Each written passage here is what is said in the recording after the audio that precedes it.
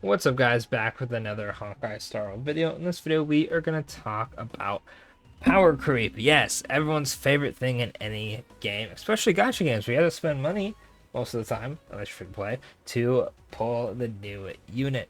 Now, the reason we're talking about power creep here is because while I don't watch a ton of people's MOC runs, I'm seeing more and more people opt for a DPS, a support, two debuffers, two supports, and one debuffer, two DPSs.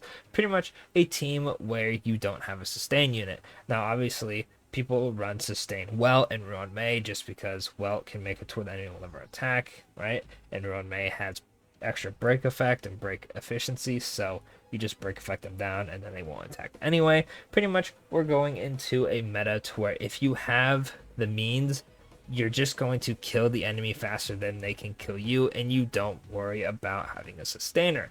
Now, I'm gonna be 100 with you, I'm not a huge fan of this because I don't like the idea of a whole two types of units just not really having a place in the game. Obviously, for the more casual audience, oh, you're going to use these units regardless, right?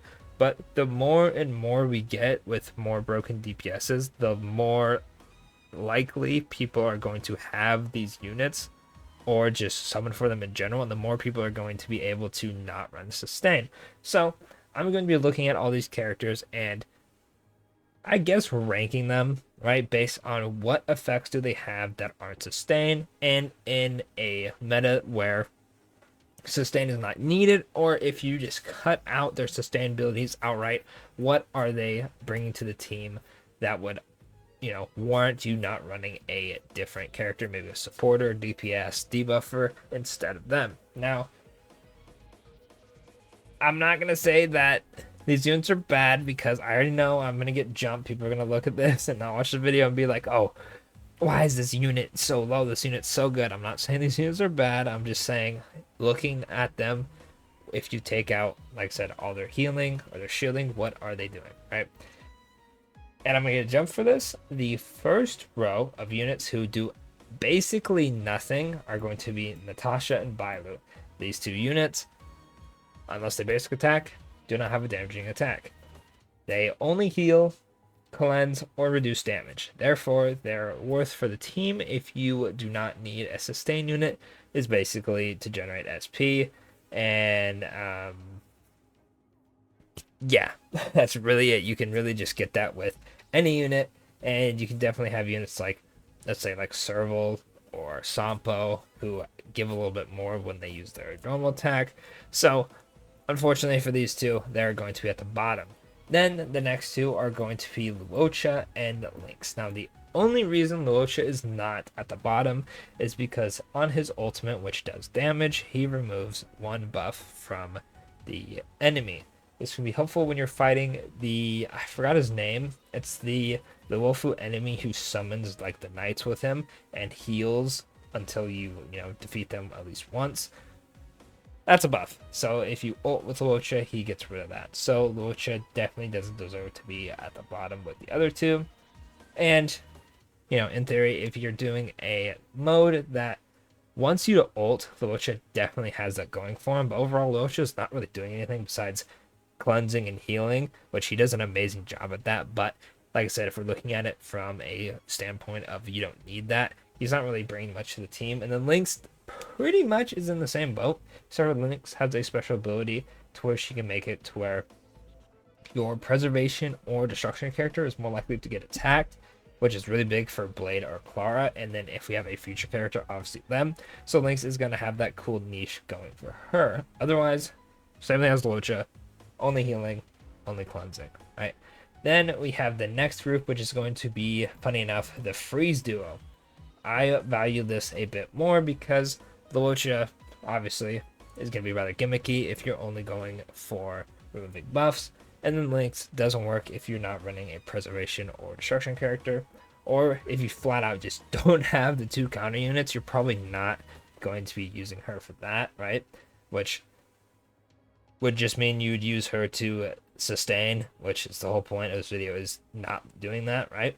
Now, with March and Jeopard, they both have different freezes. Jeopard has a more frequent skill freeze, and March has a AoE freeze on her ultimate. Obviously, Jeopard's is going to be used a bit more just because it's on a skill, but it will use a skill point, unfortunately, and then March will just be using it on her ult, which is AoE, which is pretty nice, right? Both of these are going to be rather useful. Other than that, they don't really do anything else, so it's pretty much just CC for the enemy. But since it is CC for the enemy and it lowers their attacking order, so you can freeze them and then they want to hit you, and then in theory, you know, just freeze spam, which is something March is pretty good at from what I've seen from clips, which is funny enough how I'm going to use her on the no pull account. They're going to rank pretty high, right? And last but not least, we have the two, well, I guess Loach is also there with Ho-Ho. We have the two best sustain units because guess what? They actually do other things besides sustaining. Fushuan gives crit rate and HP, I'm pretty sure, and then Ho-Ho gives energy and attack, right? Now, I do think Fushuan is a bit better, and I think Fushuan is the best character in the game. Ho-Ho definitely is no slouch. The energy and the attack is very nice. However, it is only on the ult. And then Fushuan is just an easy skill. And she also has the benefit of having an attacking ult, which, like the Wocha, if you're in a mode kind of like Pure Fiction, right? Where I believe the first one had a thing where if you ulted, you got another stack of... I can't remember the name of it, but it dealt damage, right?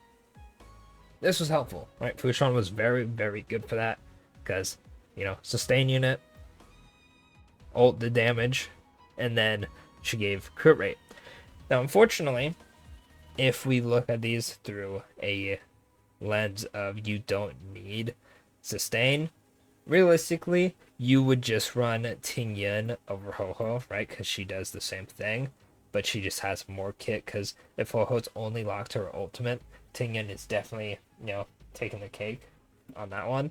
And then for Fushuan, I can't think, I'm just like blanking on a unit that just gives crit rate to the team. So I'm just going to compare her to Bronya for right now. If you just run a unit that would give crit rate, Fushuan's whole gimmick kind of just falls apart, right?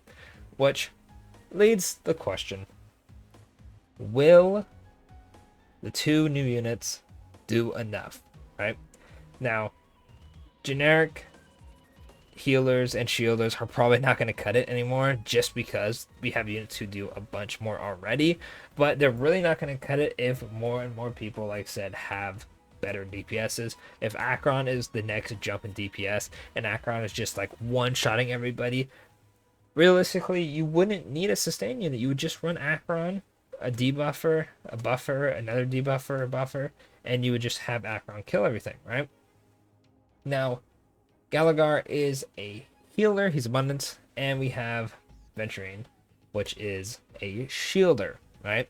Now, I can see three ways this goes from here on out, right? You're either a healer shielder DPS, a healer shielder buffer, or a healer shielder debuffer, right? Which is pretty much, are you a dual like nihility shielder, nihility healer kind of thing? Are you a, you know, DPS like the hunt shielder, whatever it may be, right? Obviously these units have to have a bit more oomph to them, right? I'm very curious when their kits drop exactly how they're going to stand out from the more generic characters, and I'm not saying that they're not going to. I have faith in Hoyoverse for making these characters stand out, but I'm worried that if they do drop a generic healer who just is like, oh, you'll never die with this unit, are you really going to run them in something that isn't your like 1 or 2 clears of Swarm or Golden Gears and then you're done, right? Now, I know some people will go back in and clear them the hardest difficulty, but once you do it on the first run, you don't really need to do it again unless you're going for like achievements or whatnot, right? MOC, you're doing a lot, right? You're doing it every reset. There's also Pure Fiction, but if we got to a point where you don't need a sustainer for those, sustainers are never going to see play besides like the rare updates we get to Simulated Universe, or if there's like a new gimmicky world boss, whatever it may be, right? Let me know in the comments though what you think of sustained units. Do you think that they need to have a bit more oomph to them, kind of like Fushuan and Ho-Ho had their jump compared to the other ones?